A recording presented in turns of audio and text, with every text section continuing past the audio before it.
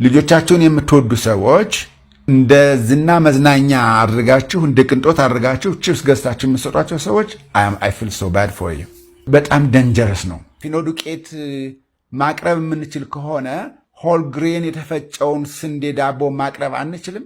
what's the problem አይደል እንዴ?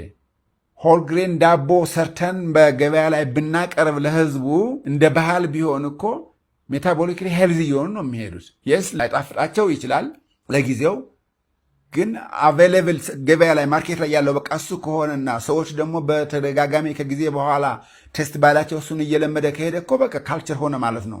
ፊኖ ዱቄት ዳቦ ቢቀርብ ምንድን ነው ችግሩ?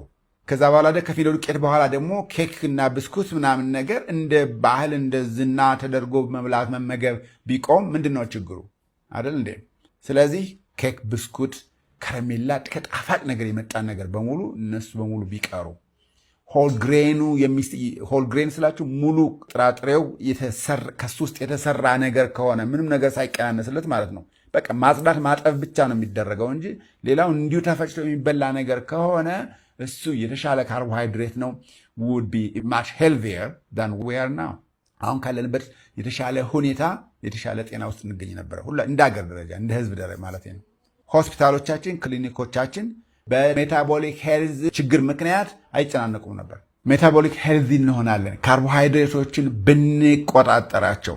የእህል የምርት ችግር አለ እንላለን፣ ግን አበጥረን አጥርተን ደግሞ እየጣልን ጠቃሚውን እየጣልን መጥፎውን ነገር ስንመገብ እንውላለን። does that make sense? it doesn't። ሌላ ቀጥሎ የምጠየቀው ደግሞ ድንች ምንድነው ነው? ድንች ካርቦሃይድሬት ነው እንደ ሌሎቹ እንደነገርኳችሁ ሁሉ። ከዛ ደግሞ ካርቦሃይድሬት ደግሞ እንደገና በፕሮሰሲንግ ምክንያት የተሻለ ካርቦሃይድሬት ወደ መጥፎ ካርቦሃይድሬት ይወስደናል ማለት ነው። ድንች ፉል ኦፍ ስታርች ነው። እሱና የላይኛዋ ልጣጯ ልክ እንደላጣችኋት ሌላ በሙሉ ስታርች ነው እና ሌሎች ኤሌመንቶች ኒውትሪየንትስ አሉት በሙሉ፣ ግን ፉል ኦፍ ስታርች ነው። ስለዚህ ድንች ኢቨን ቀቅላችሁትን እንኳን ስትበሉት አንደኛ እንልጠዋለን። በካልቸራችን ልጠን የምንበላው ባይሆን ጥሩ ነው፣ ምክንያቱም ፋይበሩን አነሳ ማለት ነው ከላይ። ሁለተኛ ከላጥከው በኋላ ያ ምንድን ሆነ ማለት ነው? ስታርቹን በሙሉ በላ ማለት ነው። ስለዚህ ፉል ኦፍ ስታርች። ስታርች ኢዝ ኦልሞስት ሹጋር፣ ትንሽ ነው የቀራት ሹጋር ልተዋል። ደግሞ ቅቅል ተቀቅሎ የሚበላ ሰው ምን ያህል ነው ስንቱ? ዛሬ አይደል ዛሬ ፌቨራይት የሆነው የድንች ዘር የምንበላው ምንድን ነው? ቺፕስ ነው አይደል? ፍሬንች ፍራይስ የሚባለው ቺፕስ ነው። ተጠብሶ የመጣ ድንች በሙሉ ኢዝ ፕሮሰስድ ነው፣ አልትራ ፕሮሰስድ ነው። ከካርቦሃይድሬቱ ብቻ አይደለም የተጠበሰበት ዘይት ደግሞ እንደገና የበለጠ አደገኛ ባድ ደንጀረስ። የሲድ ኦይሉ አዘቴዝ ደንጀረስ ነው፣ ግን ከድንቹ ጋር ከስታርች ጋር አቅልጠን አቃጥለን የምናመጣው የምንሰራቸው ደንጀረስ ኬሚካሎች አይ ካን ኖት ቴል ዩ።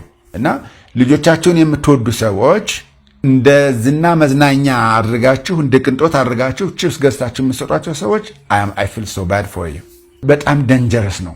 just leave it። በቃ እነሱ ከፈለገው ድንች እንዲበሉ እንዲጣፍጣቸው ከፈለጋችሁ ቀቅላችሁ ስጧቸው።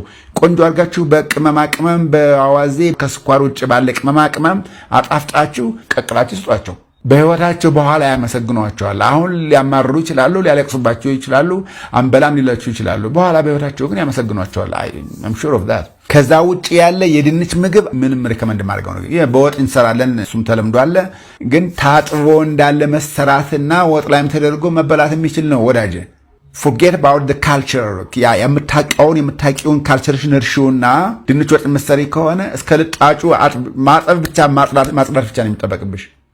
then ከተፊና እሱን ስሪው it's okay። ከወጡ ጋር ያለው ልጣጩ ወጡ ብታገኘው don't feel bad about it። it's just የለመድሽው ቴስት ባድሽ ነው ባድ ስሜት እንዲኖርሽ ያደረገው እንጂ there is nothing metabolically bad about it። actually that's healthy። your body would love it። ሰውነትሽ እኮ ያመሰግንሽ ይወደዋል፣ ከውስጥ እኮ ይወደዋል።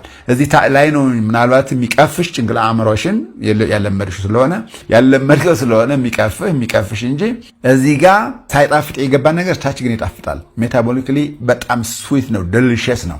እሱን እንልመድ። ድንች ላይ ስኳር ድንች ደግሞ ከኖርማል ድንቹ የተሻለ ነው። ጥሩ ኒውትሪየንቶች አሉት፣ አንቲኦክሲዳንቶች አሉት። ስኳር ድንች የምንበላ ከሆነ ደግሞ ስኳር ድንቹን እንደዚሁ ሳንልጥ ከተላጠው ልጣጭ ላይ የሚወድቀው ኒውትሪየንት I cannot tell you not only fiber ሌሎችም እንደዚሁ ኤሌመንቶች ኒውትሪየንቶች አሉ። እነሱን አውጥተን ጥለን ነው ከውስጥ ስታርቿን ብቻ የምንበላው። እሱም ባድ ባህል ነው።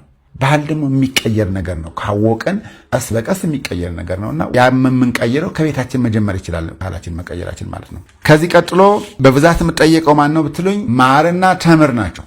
ማርና ተምር ካርቦሃይድሬት ናቸው፣ ስኳር ዘሮች ናቸው። ከጣፈጠህ እኮ መጠየቅ አያስፈልግም። ጣፍጦሃል አይደል? ስኳር ነው የሚል አይደል እንዴ? so why do you ask? actually it is sugar, it is carbohydrate። ከስኳር ምናልባት የተሻለ ጥቅም አለው። ሌሎች ኤሌመንቶች፣ ኦክሲዳንቶች፣ አንቲኦክሲዳንቶች እንደዚህ ነገሮች ቫይታሚኖች አሉት። yes እሱ እንደ መድኃኒት አልፎ አልፎ በሳምንት አንድ ቀን እንደዚህ ነው መቀመስ ያለበት እንጂ ሻይና ቡና በጠጣ ቁጥር ማር የምትጨምር ከሆነ ከጥቅሙ ጉዳቱ ሆኗል ነገሩ፣ ችግሩ። ስለዚህ ማር ካርቦሃይድሬት ነው፣ ሹገር ነው። እንደውም ኦልሞስት ሪፋይንድ ሹገር ነው። እንደበላሽ እንደጠጣሽው ኢሚዲየትሊ ነው ምን የሚሆነው ከደምሽ ውስጥ የሚቀላቀለው ስኳሩ ማለት ነው። ስለዚህ ሹገርሽን ስፓይክ ስለሚያደርገው that's dangerous። ኢንሱሊን ሬዚስታንስ ያመጣል። ኢንሱሊን ሬዚስታንስ ቀጥሎ ደግሞ ምን ይመጣል? ክሮኒክ ዲዚዝ ይመጣሉ ማለት ነው። ስለዚህ yes ተምርም እንደዚሁ። በተለይ ሙስሊሞች አካባቢ ተምርን ትወዱላችሁ፣ በተለይ ከጾም በኋላ ምናምን ነገር ነው። ግን ስቲል ተምርም ምንድነው ያልኳችሁ? ካርቦሃይድሬት ነው፣ ሹገር ነው። ስለዚህ እናንተ ይናውቃችሁ ማለት ነው። ሜቢ በጾም ጊዜ ስትገድፉ የግድ ተምር የምትበሉ ከሆነ ሜቢ አንድ በቂ ነው ማለት ነው። አንድ አሁን በሙስሊሞች ጊዜ ደግሞ እንደውም ደንጀረስ የሚያደርገው ምንድነው መሰላችሁ? መጀመሪያ የሚቀመሰው እሱ ነው። መጀመሪያ ስኳር እንደመጠጣት በሉት። እንደ ስናክ መጨረሻ ላይ ከመላን በኋላ ቢሆን እኮ ጥሩ ነው። ለምን ሰውነታችን የኛ ጋታችን ውስጥ አንጀታችን በምን በሌሎች ነገሮች ተሞልቶ በኋላ ቢጨመረበት እሱ ኦኬ። ግን በሙስሊሙ ማህበረሰብ ውስጥ የሰማሁት ምናማቀው እኔ መጀመሪያ ነው የሚቀመሰው። መጀመሪያ ነው ጾም ሲፈታ በእሱ ነው የሚቀመሰው። እሱ መጀመሪያውኑ ስኳር መጠጣት ብላችሁ ወሰዱት ማለት ነው።